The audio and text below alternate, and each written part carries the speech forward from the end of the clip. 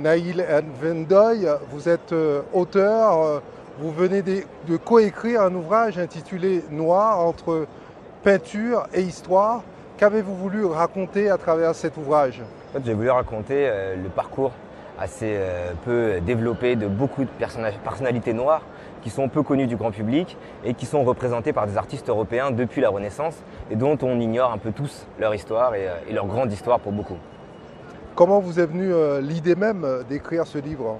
L'idée, je pense que c'est parti d'un manque. Moi, j'allais souvent dans les musées parce que je suis professeur d'histoire. Et lorsque je me baladais dans les musées, je trouvais peu d'informations sur tous les personnages noirs qui étaient représentés. Et donc, à force d'en voir, je me suis dit, mais qui sont-ils? Et finalement, rien, très peu d'informations. Les cartels, les petits carrés là dans les musées avaient donné très peu d'informations, sur Internet aussi. Donc j'ai dit, c'est à moi de faire le travail. C'est un livre que vous avez écrit à 4 mains.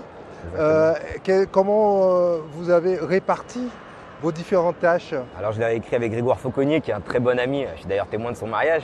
Et en fait, on a réparti 70%, 30, en fait, soit 2 tiers, 1 tiers. J'ai écrit 2 tiers, il a écrit 1 tiers. Et on a choisi un peu sur des coups de cœur. En fait, c'est des tableaux qu'on aimait beaucoup, ou alors les histoires aussi. Greg aimait bien les grands personnages de France. Moi, c'était plus les grands personnages européens. Donc ça s'est fait un petit peu comme ça par choix. Ça s'est fait très simplement en toute amitié. Quelle est la part entre l'histoire justement et la peinture dans cet ouvrage? Alors en fait, on prend la peinture mais juste comme un biais pour rentrer dans l'histoire. C'est-à-dire qu'on a besoin de ces représentations, de voir par qui ils étaient représentés, comment ils étaient représentés. Mais au final, nous, ce qu'on aime en tant qu'historien, c'est raconter l'histoire de ces personnes.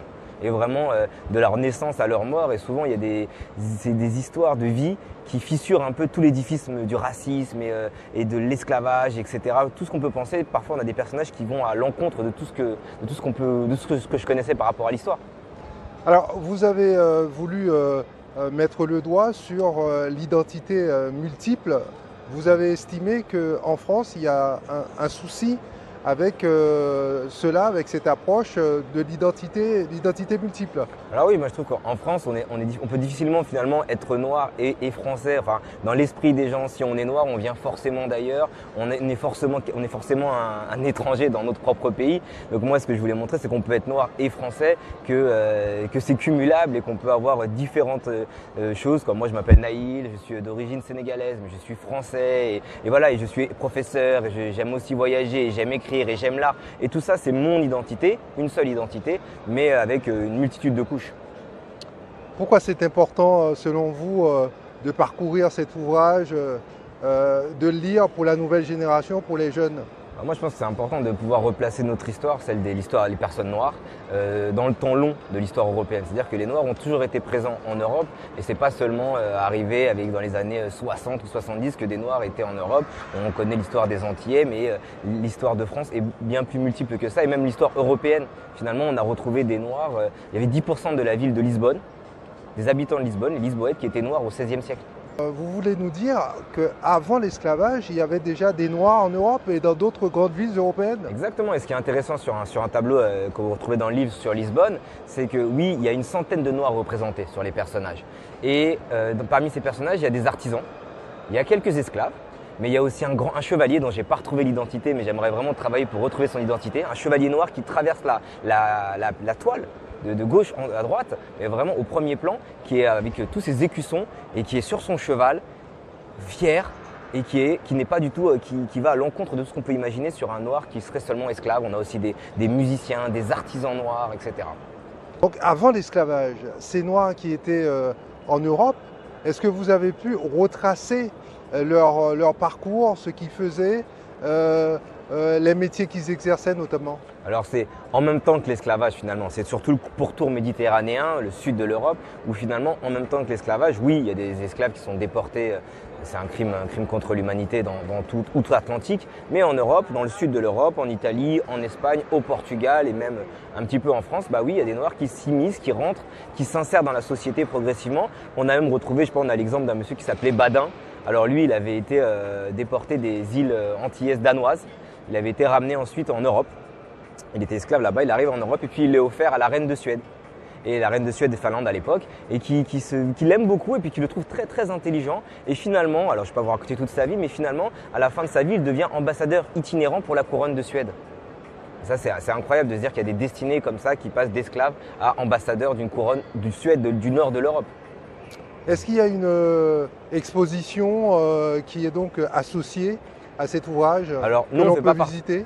fait pas partie directement de l'exposition du musée d'Orsay. Alors, c'est vrai qu'eux, ils reprennent une partie de l'idée de notre livre sur le 19e et le 20e siècle. Mais c'est vrai que nous, on est un peu plus large parce que nous, on est même beaucoup plus large parce qu'on va de la Renaissance au 20e siècle. Au musée d'Orsay, en ce moment, il y a une exposition jusqu'au 21 juillet qui sera en Guadeloupe, ensuite au Memorial Act à partir de septembre jusqu'en décembre, mais qui va juste sur le 19e et le 20e siècle et qui représente plusieurs modèles noirs exact aussi. Quelles sont vos attentes suite à la sortie de ce livre? En fait, c'est vrai qu'on n'avait pas spécialement d'attente. On a travaillé comme des chercheurs et finalement, il y a eu un superbe accueil du public. On a même été obligé de créer un compte Instagram et à mon nom et on a mis. En fait, les gens nous envoient des photos, ils se prennent en photo avec le livre et ils disent que c'est une grande fierté, que c'est une dignité retrouvée et que finalement, c'est ce qui manquait à l'histoire de France de pouvoir voir sa multitude et créer un déplacement dans le regard quand on est dans un musée. C'est-à-dire pas seulement regarder le personnage au premier plan, mais aussi regarder le personnage du second plan et se dire qu'il apporte aussi. C'est ce qu'on dit souvent avec Grégoire, on dit que la minorité apporte à la majorité et la majorité apporte à la minorité. Donc vous voulez, pour conclure, nous dire que le noir n'est pas que migrant ou afro-descendant ou ancien esclave.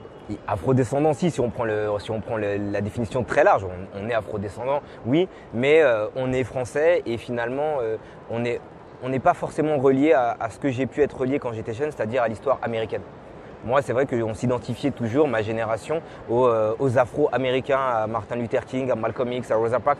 Et c'est vrai que ils ont une superbe histoire, ils ont lutté pour leurs droits civiques et vraiment ils l'ont fait avec une grande vigueur et une fierté.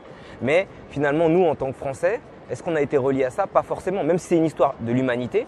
On a aussi notre propre histoire de Noirs en France et en Europe qui sont là depuis longtemps et qui ont aussi lutté à leur manière pour qu'on soit là aujourd'hui.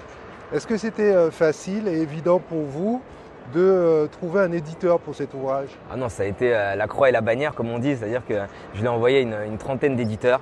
Je recevais que des mots, des réponses très, très négatives avec quand même 2-3 fois des réponses très argumentées. Qui me disaient mais c'est très bien ce que vous faites, ce serait plus pour un public anglo-saxon. Alors ils m'ont même donné une fois un éditeur américain et ils m'ont dit si vous le faites éditer aux États-Unis et que ça fonctionne, nous on le reprendra après en français. Et puis même une fois qu'on a trouvé un éditeur, les éditions Omniscience, il a eu quelques difficultés avec ses commerciaux qui avaient des difficultés à le placer en librairie. Parce que les libraires disaient « Ah mais le mot noir c'est communautaire, est-ce qu'on ne peut pas l'appeler black, ce serait peut-être mieux ?» Et je dis non, moi c'est un ouvrage français, francophone, européen si on veut, mais francophone et il faut qu'il s'appelle noir parce que nous on est aussi pour utiliser ce mot-là sans guillemets et arrêter les euphémismes comme black, etc. Très bien, donc cette vidéo va être regardée partout dans le monde. Est-ce qu'au-delà du territoire hexagonal, on pourra se le procurer également? Alors oui, il est en vente normalement au Memorial Act, il est en vente en Guadeloupe, il est en vente, ça c'est sûr. En Martinique, je pense qu'il y a une ou deux librairies. En Guyane, je ne sais pas encore, mais c'est vous qui allez me le dire.